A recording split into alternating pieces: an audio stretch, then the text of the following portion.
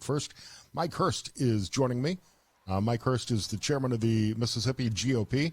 But this morning, I wanted to start relying on your experience, calling on your experience as a U.S. attorney for the Southern District of Mississippi. So, Mike, it's great to have you on. Nice to meet you. Hey, great to be here, Scott. Thanks for the time.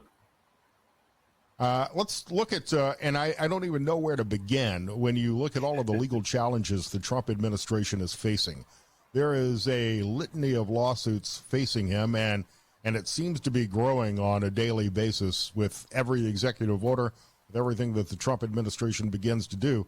But so much of the litigation is focused on securing the border and making our country safe and deporting criminal illegal gang members who snuck into this country under the Biden administration that we want out. And Democrats and some states are challenging every single deportation along the way.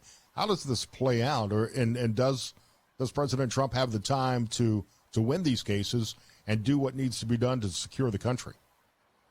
Yeah, it's hard to comprehend what the Democrats are doing here.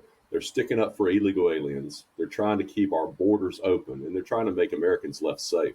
So I can't for the life of me, as a former United States attorney and a longtime federal prosecutor, I can't understand why they're doing this. Right now, we have laws in the books. And remember, most of these Democrats are in Congress who are the ones that are complaining about all this. They make the laws, or they're supposed to make the laws. Let me put it that way. And they've made the laws in the past. We have the laws on the books. President Trump is simply trying to enforce our laws again because we didn't have enforcement of our laws in the last 4 years in the Biden administration. So I'm excited to see what the president's putting forward. You know, he's done more in the first 100 days than most presidents do in 4 years. And yeah, the Democrats are going to continue to litigate this, to try to muck it up in court. But I think right now, with things getting to the United States Supreme Court quicker, I think we'll have an opportunity to get a lot of this through the court systems. And I think we'll have an opportunity for President Trump to implement his policies in this administration.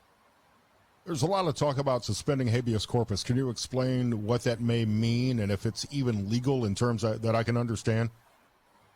Yeah. Well, how much time do you have? I mean, habeas corpus goes back a long, long way. And so I don't want to get into too much of the weeds. What I would say is we have constitutional rights enshrined by our forefathers. And I would hope that we as a people, both Democrats and Republicans, could come together and could stand up for the rights that we have enshrined in our Constitution. So what's the best path forward through the court system for Donald Trump to be able to get these criminals out of our country? Are we going to have hearings for every single person that needs to be deported? That seems unreasonable. They were allowed into the country without vetting and without going through the court system. Shouldn't we be allowed to expel them without that vetting process and going through the court system?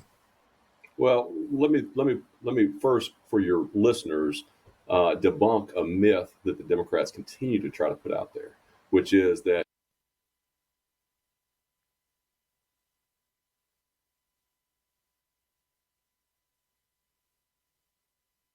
I think we either I lost my internet or trying to log or in, man. We lost him there for a second. Let me flip him around. I'll give him a call. You talk for a sec. Sure. This doesn't happen often. So. Well, I expected it to happen on my end at some point during this show. But we're talking with Mike Hurst, the chairman of the GOP, former U.S. attorney for the Southern District of Mississippi, about the legal challenges Donald Trump is facing, including now, and this is the latest lawsuit filed against the Trump administration over the dismantling of the Department of Education. That case is coming up on several fronts that he'll have to address as well. C-SPAR text line is open at 601-879-4395. My name is Scott Sands. I'm in for Richard Cross on Mornings with Richard Cross on SuperTalk, Mississippi. I'm working on it. Lance is trying to get Mike back on. I don't really want to go into a different topic here. But later in the show today, we will have... He's on the phone now, so we are back on the interview, ready to go. Ready to go. Sorry about that, Mike. A little internet connection, but you're back on with us. We were talking about the myths that you were dispelling from the Democrats. Yeah, the myth is that coming into our country is not a crime, and that's just false. That's absolutely false.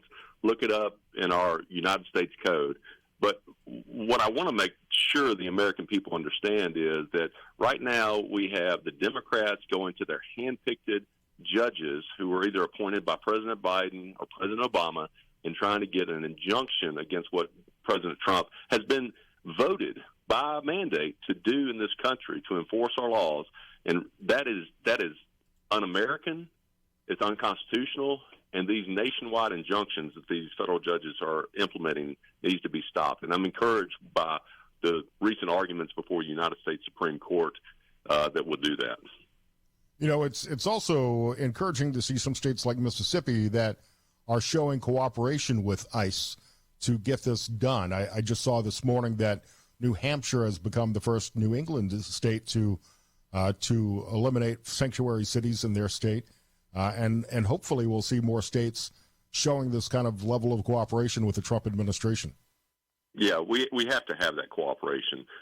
Federal law enforcement is tiny compared to our local and state law enforcement. And when I was United States Attorney in this great state of Mississippi, we had incredible cooperation with our state and locals. Of course, we had a few cities, a few Democrat, progressive, liberal mayors who did not want to join with us to enforce our immigration laws, and that's not okay, Scott. We have to work together to make sure that Americans are safe, and Americans are safe when those who are not authorized, are not legal coming into this country, when they're sent back to their home countries. So it seems to me like the Democrat strategy is just to take every issue to court at this point. When we were reconnecting with you, I mentioned that the latest lawsuit against the Trump administration is attempting to block the dismantling of the Department of Education, something that the Trump administration, many Republicans have been working towards for a long time. Yeah, I mean, I think when you don't get the votes, when you don't have the votes of the American people, when you don't have the popular majority vote of the American people, when you can't win all 7 swing states like President Trump did in the last election, I think the only recourse the Democrats have when they don't have the policy, they don't have the arguments, is to try to rush to the courts. And not just to any court.